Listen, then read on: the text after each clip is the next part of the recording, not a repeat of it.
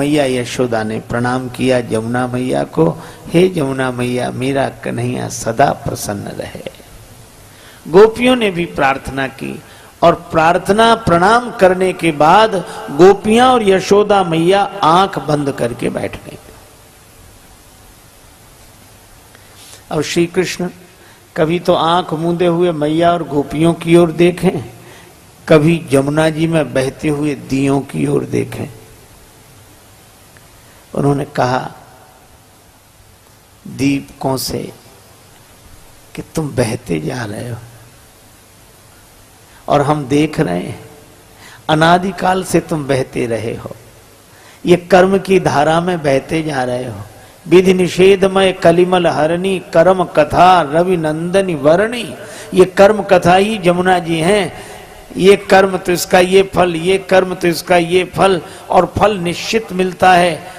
देखो एक आदमी अपने रास्ते से जा रहा था, रास्ते के किनारे उसे आम का बगीचा मिला, बड़ा सुंदर बगीचा।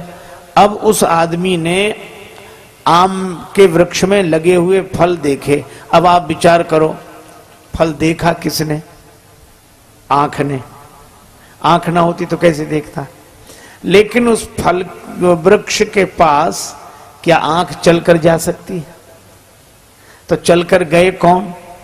पांव। तो जिसने देखा वो गया नहीं, आंख ने देखा, गए पांव। जब पांव चाहे तो फल तोड़ सकते हैं। देखा आंख ने, गए पांव, फल तोड़ा हाथ ने। इसका मतलब जिसने देखा वो गया नहीं, जो गया उसने तोड़ा नहीं। देखा आंख ने, गए पांव, फल तोड़ा हाथ ने। अच्छा हाथ को स्वाद मिल जाएगा कि फल खट्टा है कि मीठा?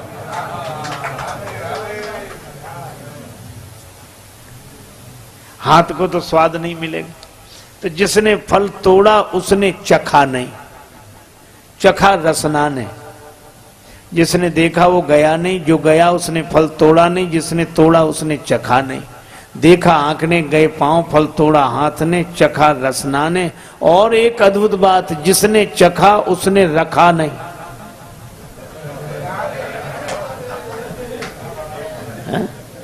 जिसने चखा उसने रखा नहीं। चखा रसना ने, रखा पेट ने।